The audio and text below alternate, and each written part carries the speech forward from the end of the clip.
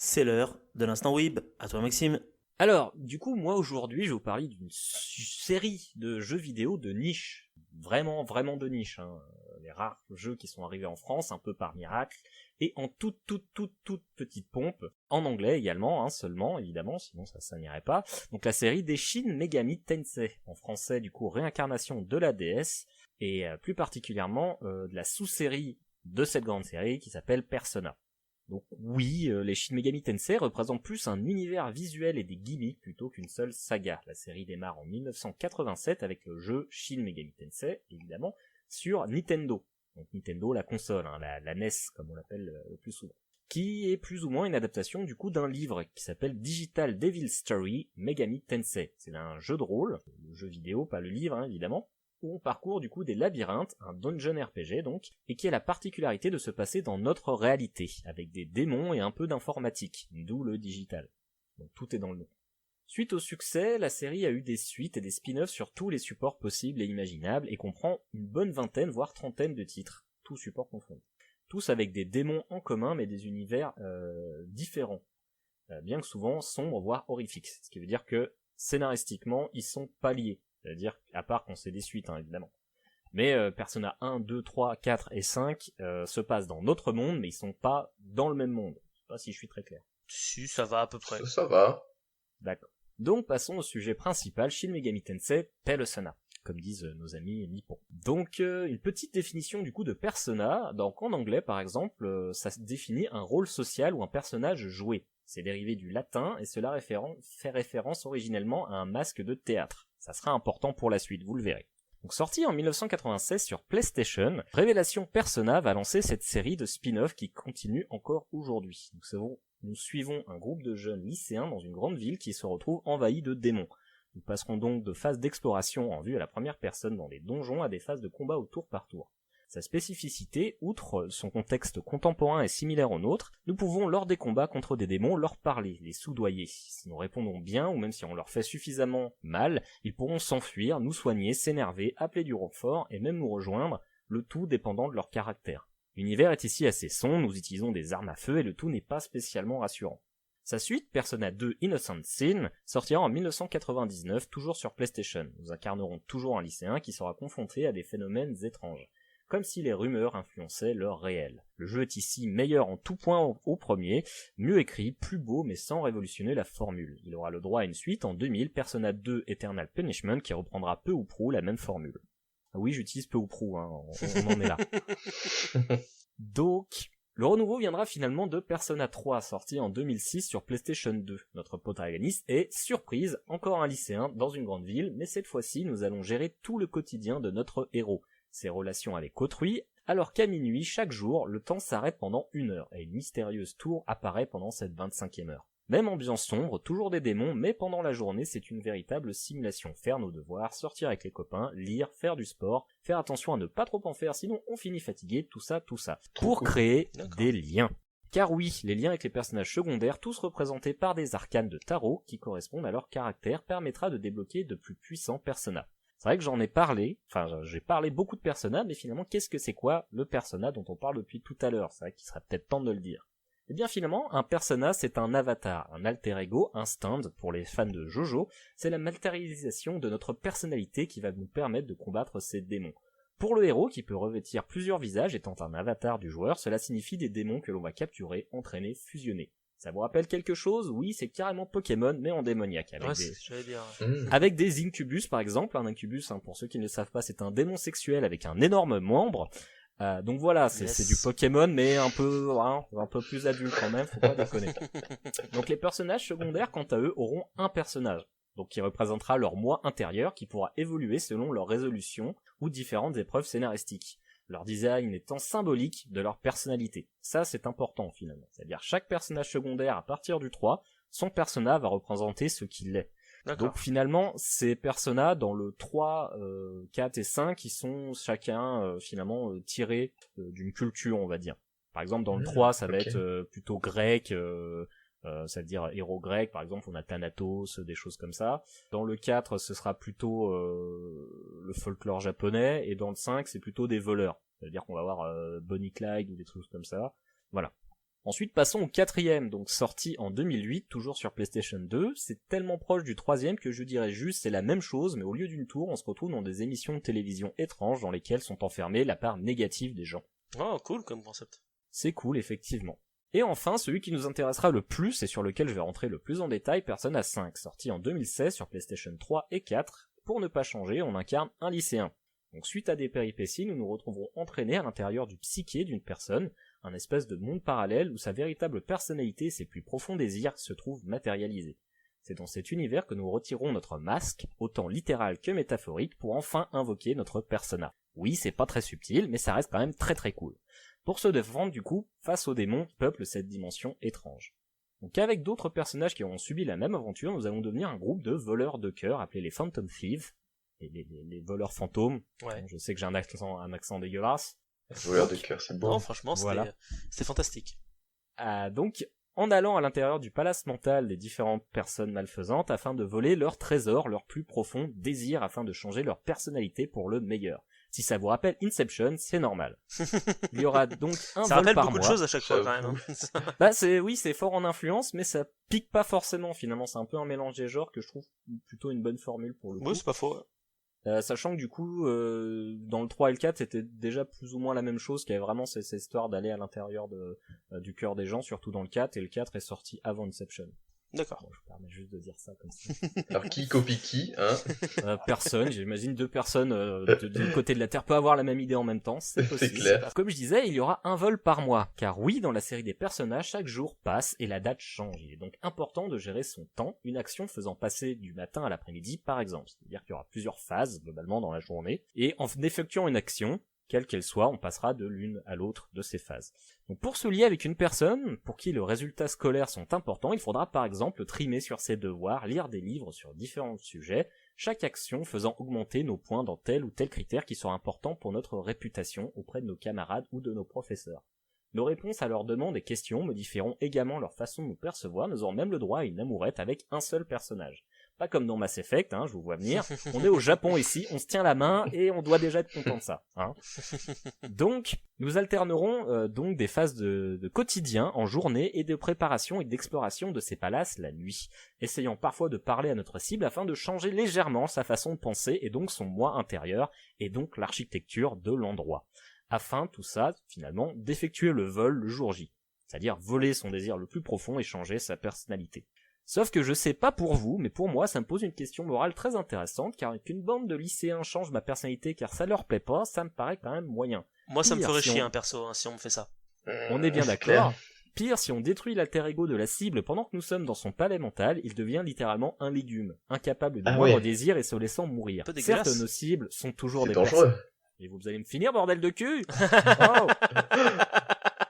Donc, certes, nos cibles sont toujours des personnes dont on a la preuve qu'ils font souffrir autrui. Par exemple, il y en a un qui a plus ou moins forcé une tentative de suicide, c'est le premier, qui est un professeur qui fait du harcèlement plus ou moins sexuel sur du coup une jeune fille, Sympa. et qui en vient du coup à tenter de se suicider. Donc oui, c'est pas joyeux, Persona. Mais du coup, finalement, on se demande qui nous donne le droit d'aller dans l'esprit des gens et de tout changer. Et la réponse est finalement personne. Le jeu de Persona 5 démarre littéralement dans une salle d'interrogatoire plutôt, suite à notre arrestation. La narration se basant sur notre récit à l'agent en charge, cette question de responsabilité est très présente dans ce jeu et dans les autres. Concernant la gestion des personas, ça se fera dans la Velvet Room, la chambre de soi, peut-être un jeu de mots, qui sait. Qui nous en voudra par sa musique et son ambiance particulière. Cette chambre est présente dans tous les opus ainsi que son occupant Igor, vieux monsieur flippant qui nous parlera de manière cryptique de notre destin et nous aidant à développer nos pouvoirs. Pour cela, nous devrons capturer, en parlementant, en affrontant des démons, des personas, que l'on pourra par la suite fusionner. Le résultat sera donc un persona plus puissant, qui le devient encore plus selon notre lien d'affection avec le personnage adéquat.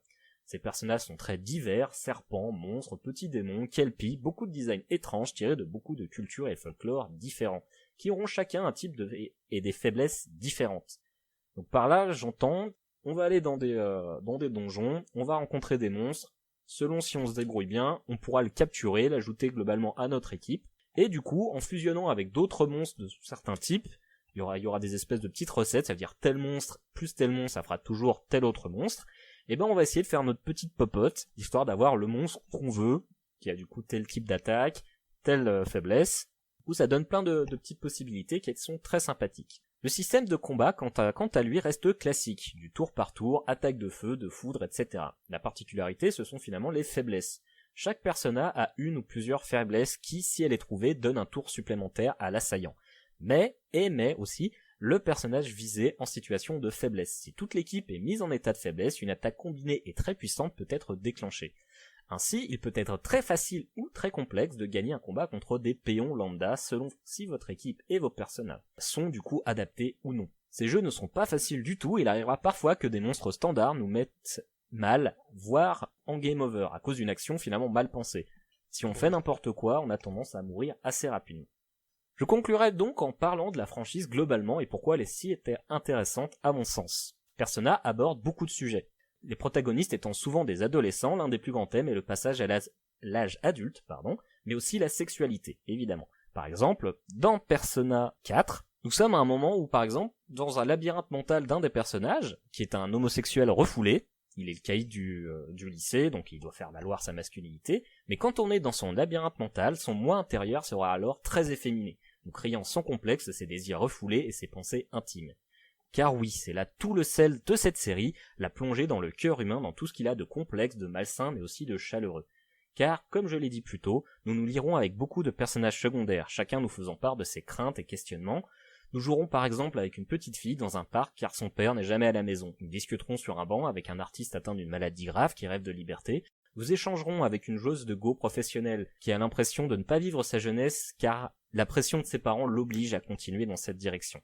C'est surtout ça, Persona, c'est une plongée dans des histoires somme toute banales mais qui ne le sont pas pour nous. C'est une plongée dans la psyché des personnages avec toutes les symboliques, parfois subtiles, parfois pas du tout. J'aime énormément cette série de jeux, surtout les 3 derniers, car nous alternons entre quotidien et aventure, l'une influençant l'autre, ou plutôt l'un influençant l'autre, tout en découvrant plus sur les gens alentour. C'est parfois frustrant, car le temps vient parfois à manquer, c'est parfois très verbeux pour peu de choses, mais l'écriture des personnages et des luttes de chacun rend ce voyage passionnant, et nous apprend un peu plus sur l'âme humaine et sur nous-mêmes. La musique très inhabituelle et le design particulier donne également du cachet au tout, sans oublier l'aspect RPG au combat tour par tour très tactique et retors, qui en font finalement une des sagas les plus remarquables auxquelles j'ai pu jouer. Voilà, c'était ma conclusion. Ok, ça a l'air intéressant. Bah, grave, tu le vends super bien, comme d'habitude en C'est fait, à clair. chaque fois d'ailleurs. Si Franchement, ouais. ça m'intéresse, j'essaye.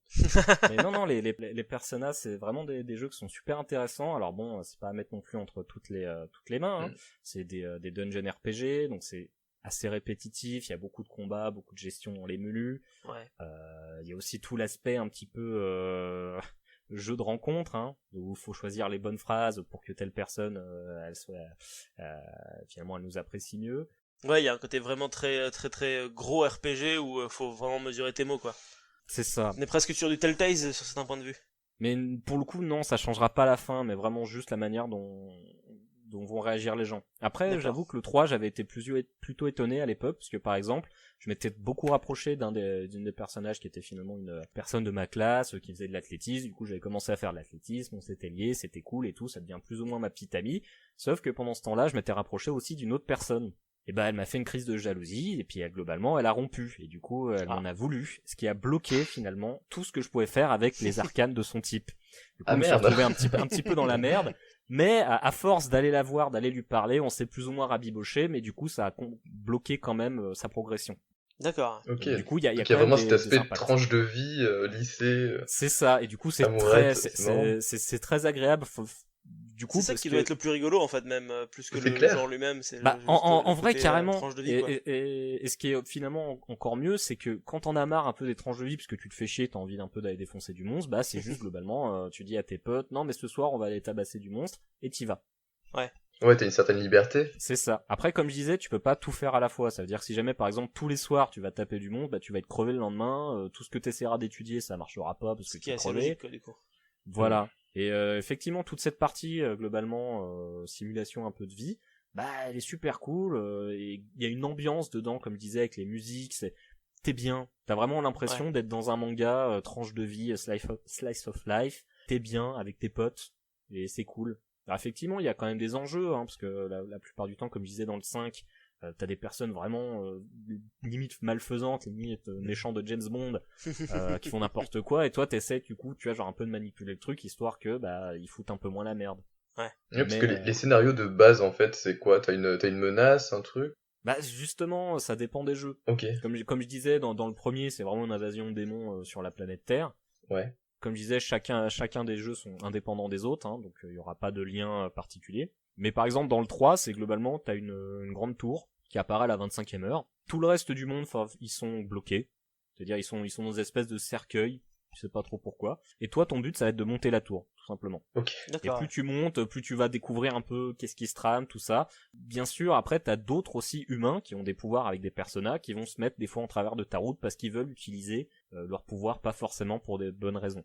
Ok. Mais dans le 5e, comme je disais, c'est surtout changer des personnes. Et il y a aussi le fait, dans le 5e, par exemple, on a vraiment un antagoniste. On sait pas vraiment qui c'est. Mais on sait, globalement, c'est lui qui rend les gens un peu méchants en allant, finalement, dans leur palace mental et en foutant le zbeul. Ouais, parce que tu peux utiliser ses pouvoirs à des fins néfastes assez déjà, facilement, même j'imagine. nous, on Tu n'est peux pas sûr que ce aller- soit à des bonnes fins, quoi, globalement. On a Ouais. le cœur où il faut, mais Ouais, c'est ça, parce un que peu tu vas le vraiment problème. dans l'esprit des gens, en fait. C'est dans ça. leur fonctionnement. Après, comme je disais, c'est pas des jeux à mettre entre toutes les mains, parce que c'est des jeux qui sont très longs. Souvent, c'est 60-80 heures. C'est pas non plus des jeux qui sont rapides et qui ont vraiment un rythme soutenu. C'est vraiment des jeux un peu chill, où tu vas passer du temps à parler avec des gens, à lire beaucoup de textes en anglais, donc voilà. Faut aimer. Mais moi, personnellement, j'aime beaucoup. Ouais, parce que c'est un jeu qui est complet et qui est abouti, quoi. C'est-à-dire que c'est pas, on n'est pas sur du Call of Duty ou du Fortnite, quoi. C'est vraiment le jeu où quand tu le commences, il faut s'investir, en fait, S'impliquer, émotionnellement dedans, ouais. Faut s'impliquer, ouais.